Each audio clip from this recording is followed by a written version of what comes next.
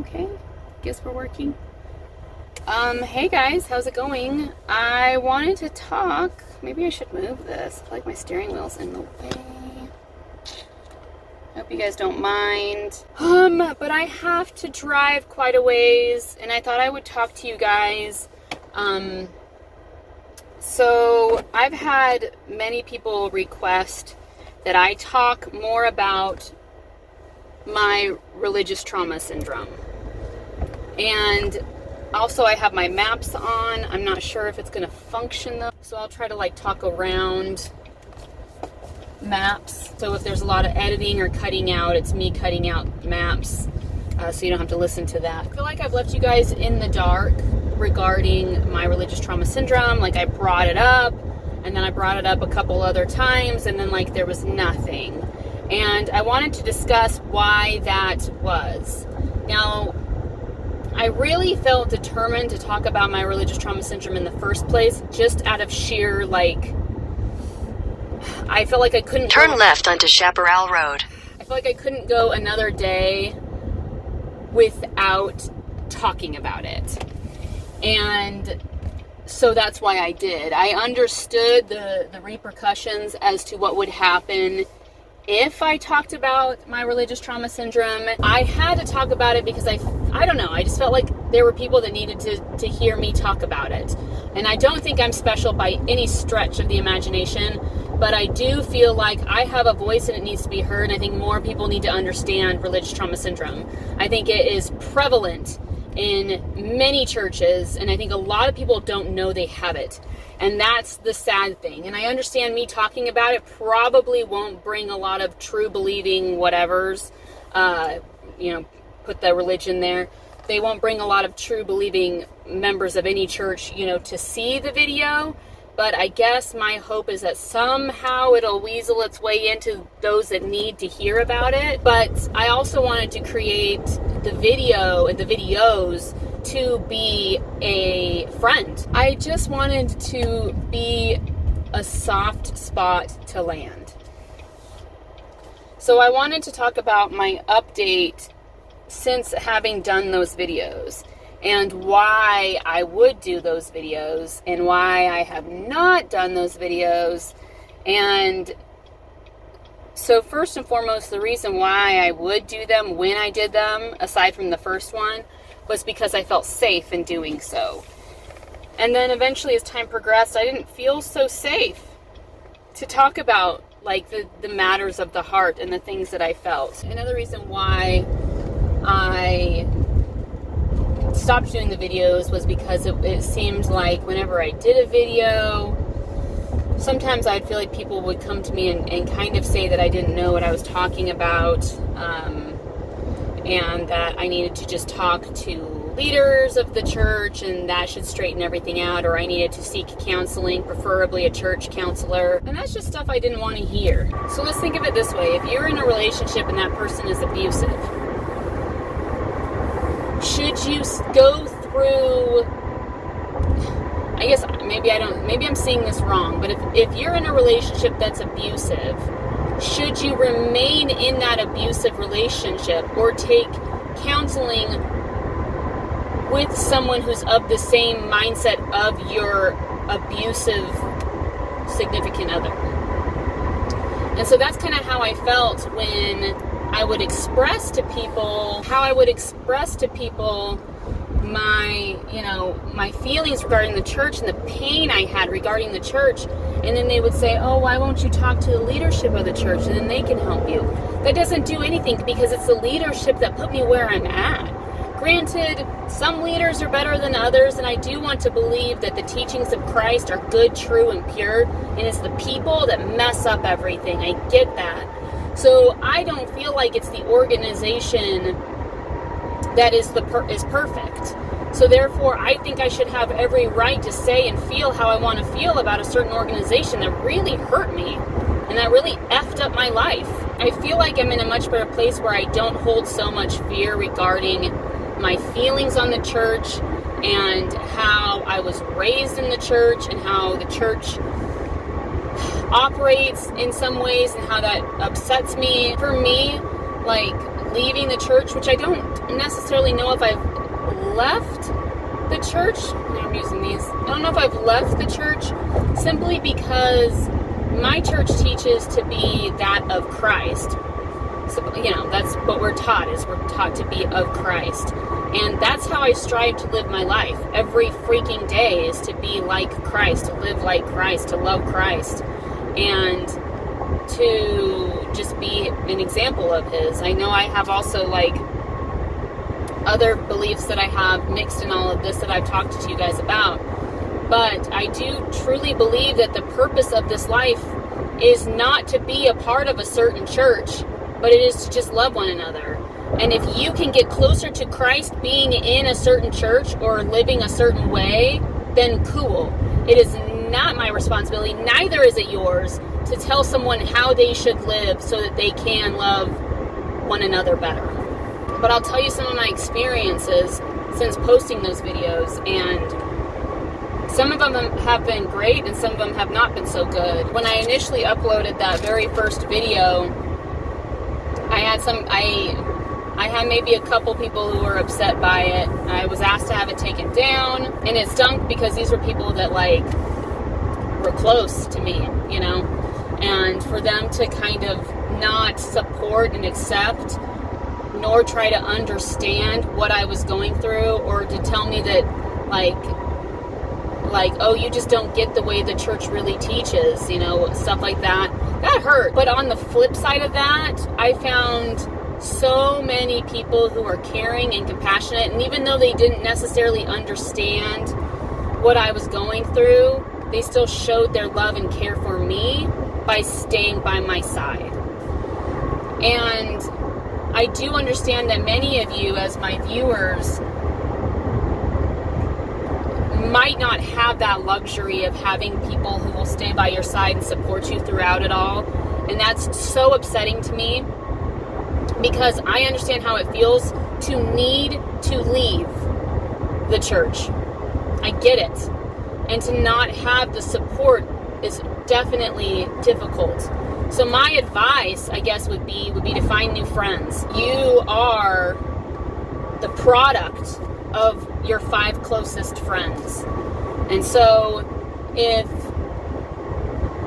you surround yourself with people who will make you feel like crap for thinking outside the box regarding church, then chances are you're probably going to be stuck in this awful situation where your heart is screaming to leave, but you're living in so much fear that you can't. I watched this motivational video where it talked about how you need to change your 5 friends, and it just says, just get a winner friend and remove the loser, the most loser friend that you have. And eventually over time you will have your 5 friends will be all winners. I think it's important to have a good support system, especially during a time like faith crisis, where we literally do not know who we are, what we stand for, where we're really stuck in this, we're wading through this thick storm cloud. We can't see in front of us. We don't know what the future holds. And yet we have a small beating heart within us that says to just go, to just move forward. But you do have to understand that making these changes is going to be difficult. As much as we would love to be like, oh, this is easy, and this will be easy, when you make big changes, big life changes, it's never just easy. As much as it would make sense that it would be easy, it's not always easy. You will find that you will lose friends. And I think a lot of you guys who watch my videos have understood that, and a lot of you guys live in fear because of that. You will also find that friends will instantly judge you and think that you are a bad person, just simply even for questioning anything regarding the church or for leaving the church. You could go from being considered the greatest mom on earth to suddenly being an unfit mom just due to your choice as to whether or not you want to attend church on Sunday. Voice of experience. And that's something that you have to sit within yourself and go, okay, is this something I can handle? And it just reached a point where I no longer cared what people thought of me. and their opinions of me, and their opinions of me because I don't go to church every Sunday. I just reached a point where I felt like God was pushing me to move forward.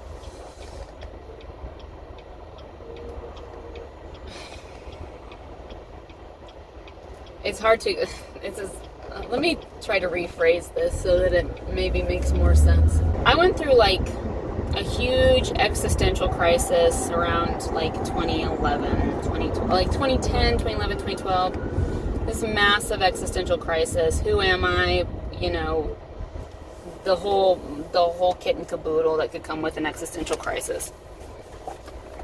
And I remember submitting my will to God and pretty much just saying to him, I don't know how to live my life. I don't know who to be. Of course, long story to that, because I grew up very repressed, oppressed, very depressed. And I mean, I was happy in my situation, but there was still, I felt like there was, I wasn't like fully like unleashed. I still felt like I was rather caged and held back. When I was going through this existential crisis and I was asking God, what should I do? What should I do? And I wasn't really receiving an answer. I finally came back to him and I said, okay, this is what I'm going to do. I'm not going to cry. I said, I'm going to give you my heart, and whatever makes my heart happy, I'm going to take that as you telling me I'm on the right track.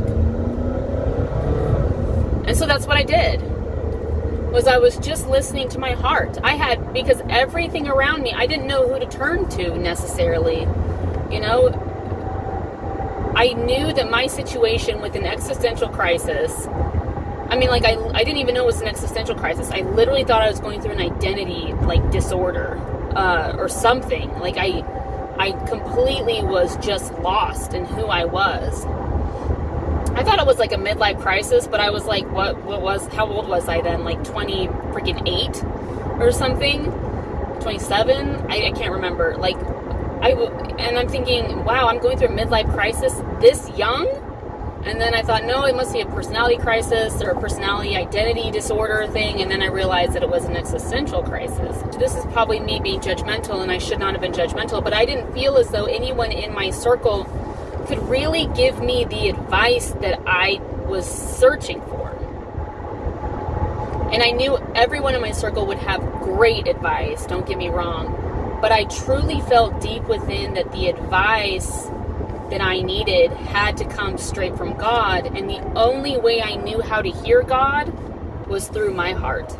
It just got to a point for me when it came to this religious trauma syndrome, and in talking about religious trauma syndrome, and in not attending church anymore, it just got to a point where my heart spoke too loud for me to go on like I wasn't hearing it. And I think that's where you have to be. You have to be at a place where you look at it and you say, you know what, my heart is speaking way too loud to care whether or not people are going to like me anymore, to care whether or not people are going to have an opinion on my opinion regarding the church, or regarding my choice to not attend or to leave, or whatever. But I found over the course of time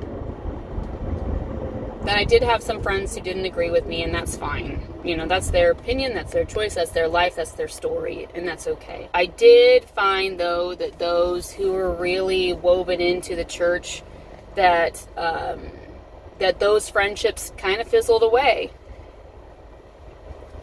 And I miss, that's actually not true. I think it just kind of is what it is. Like, I'm not sad about it, and I'm not happy about it, that I no longer have those friendships. It just kind of is. It's kind of like when you move from a location and you don't see those friends anymore, and therefore you kind of break contact with them. And it's not like it's good or it's bad, it just is. And that's kind of how I look at the situation now. You know, I can still say hi to these old friends and everything, and I don't hold any ill feelings towards them. My feelings right now regarding the church, I actually really love where I'm at regarding the church. I really had to go deep within and feel every emotion I needed to feel regarding the church and regarding how I was raised, regarding the history of my church, regarding how at times I felt like I was lied to, regarding how I felt like the history of my church was not told to me properly. And I had to feel every last emotion that all of that knowledge gave me. So I really went through moments of absolute anger, hatred, bitterness. I had nothing kind to say for a while within me, that is. Like, I didn't really say it out loud regarding the church. I now can look at both sides of the coin, and I can see the church for both sides. And I don't feel anger, bitterness, and hatred towards the church so much anymore. I can talk to people who are more open-minded regarding the church, or those who have left the church. I can talk to them very much about how I feel, how it made me feel, how I wish I would have been raised in a completely different situation with completely different leaders, blah, blah, blah. But I can also sit with somebody and talk about the beauty of the church, because I do feel like at the heart of it all, the very, very heart of it all, like if you get down to the bare bones as to what the church is, and I would hope this would be for all churches out there, that the bare bones is Christ and love and faith and the belief that we are all connected and that we should all be a help to one another, like, which of course that goes back to love.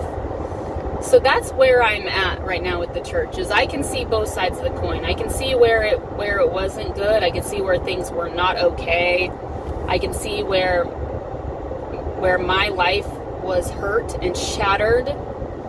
But at the same time, I can see the beauty in it, and I can see the good in wanting to raise kids in it, if you can help them see the difference between what is truly taught by Christ and what is taught by man. I guess I should preface this as well. I know a lot of people who leave the church do become atheist or agnostic, and I 100% support all of that. I support whatever your truth is. I will not sit and try to debate as to whether or not there is a God or there is a Christ. I'm not going to do that, or that there is any sort of godlike figure in this existence. I will not, because I want you to believe what makes you happy. So I do talk about God and Christ, but maybe I could also phrase it as living with love and living with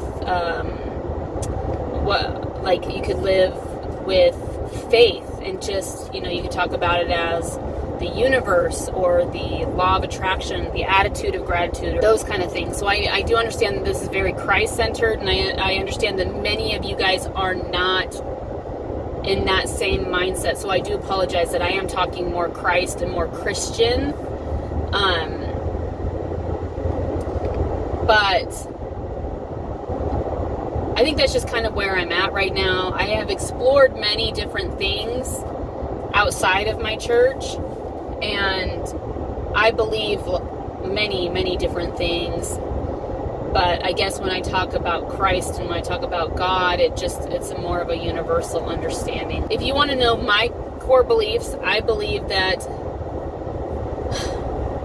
it's kind of like a tangled web. I believe in the power of love. And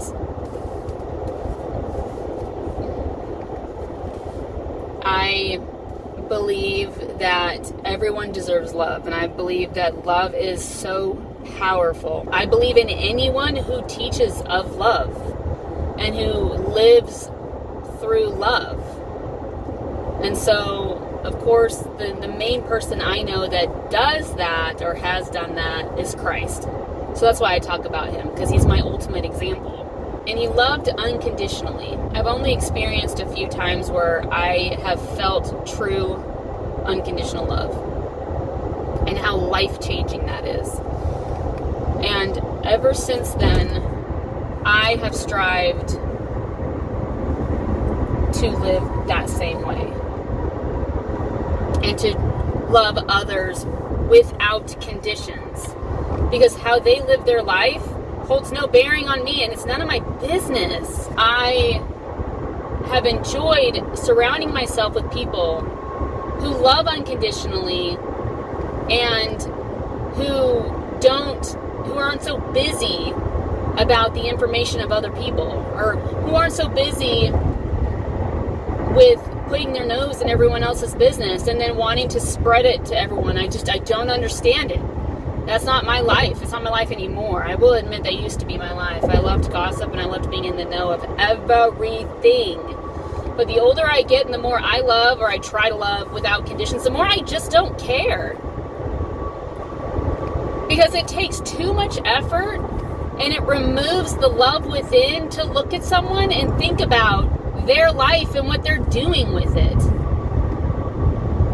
It's so sad why people spend so much of their energy and their effort wondering day in and day out about what one person is doing about their life and how it's such a shame that they're doing this or that. Now, I do understand talking about someone that's very close to you out of concern, but you only talk about somebody else who can also help the situation. You know what I'm saying? Like, there's difference there. You know, like, if I'm going to talk to my sister regarding the concern of a family member and what can we do about that, then that's fine. Another thing I want to leave you with is allow yourself to feel the feelings. Because I grew up a lot just kind of repressing feelings. You know, it's just how it was. So you must feel the feelings. If you're really angry, be really angry. And allow yourself to be really angry. Like, don't lash out on a person necessarily, but like, write it out. You know, audio journal it. You know, script journal. If you need to, if you don't feel like you have somebody that you can lean on, find friends online if you need to. Like, there's so many like Google groups and Facebook groups and stuff like that understand. I mean, I think there's Reddit as well that you can, I mean, I don't know, I don't really go online all that much and look up those things, but there's so many forums and there's so many groups of people who absolutely understand what you're going through. And that's the other great thing too, is that you're not alone. And you should never feel like you're alone.